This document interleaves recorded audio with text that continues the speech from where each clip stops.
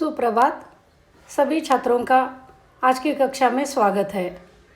आज हम बिसलदेव रासो का अध्ययन करेंगे। जैसे कि इसके पहले की कक्षा में हमने पृथ्वीराज रासो का अध्ययन किया। आदिकाल की प्रतिनिधि रचनाओं में से ये दो रचनाएं हैं। अब हम बिसलदेव रासो का अध्ययन करेंगे। बिसलदेव रासो आदिकाल की एक प्रतिनिधि रचना है। यह रचना वीर गाथा न होकर एक प्रेम काव्य तथा विरह काव्य है। इसके रचना काल के संबंध में अनेक विद्वानों में मतभेद है।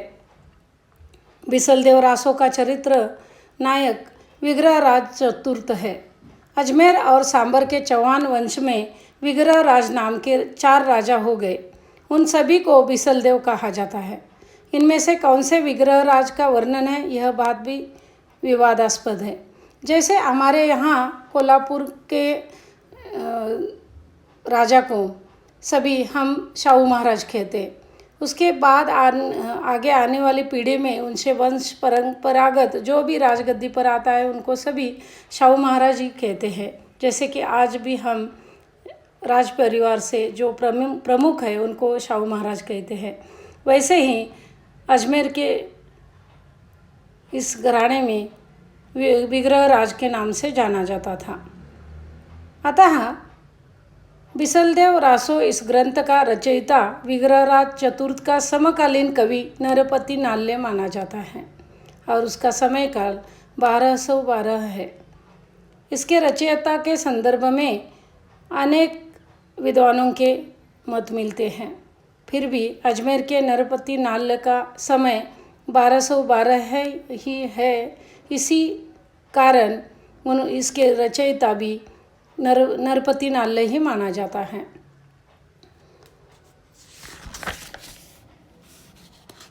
बिसलदेव रासो एक विरह काव्य है।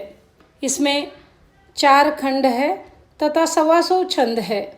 इसमें छोटी सी प्रेम कथा मुक्तकों में बताई गई है। इसमें अजमेर के राजा बिसलदेव और रानी राजमती के प्रेम, विवाह और पुनर्मिलन की कथा बताई है। इसमें प्रमुख रूप से राजमती के विरह का वर्णन दिखाई देता है।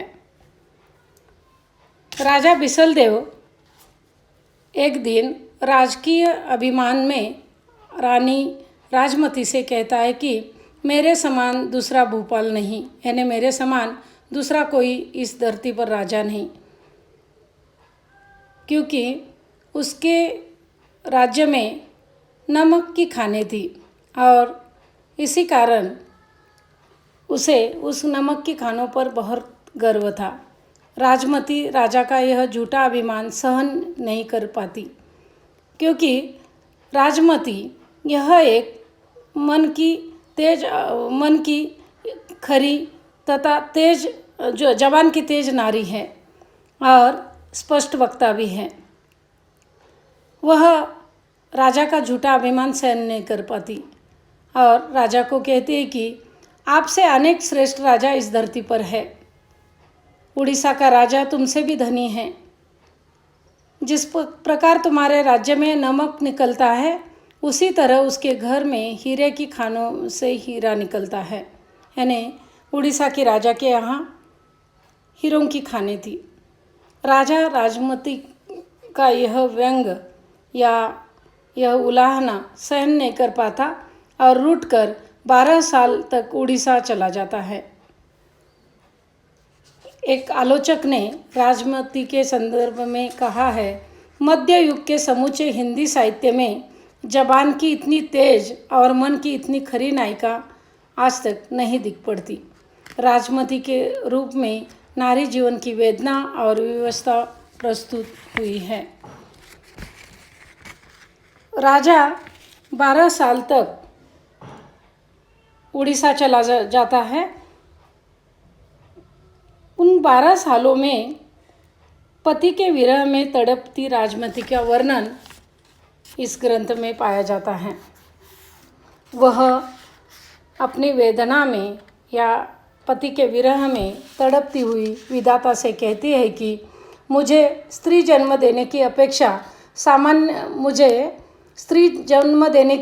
सामान्य स्त्री बनाया होता, यानी कि मुझे रानी बनाने की अपेक्षा या राजघराने में जन्म देने की अपेक्षा एक सामान्य परिवार में अगर मेरा जन्म हुआ होता या मुझे सामान्य स्त्री बनाया होता तो मैं अपने पति के साथ सुख से रहती। इस तरह राजमती के रूप में नारी जीवन की चिरंतन व्यथा का चित्रण इस ग्रंथ में हुआ है। अतः पूरे ग्रंथ में रानी राजमती के विरह का वर्णन है और राजा उड़ीसा चला जाता है और 12 सालों बाद बहुत सारी विनती करने पर या राजमती अपने सिपाहियों को उड़ीसा भेजती है और राजा को वापस बुलवाती है।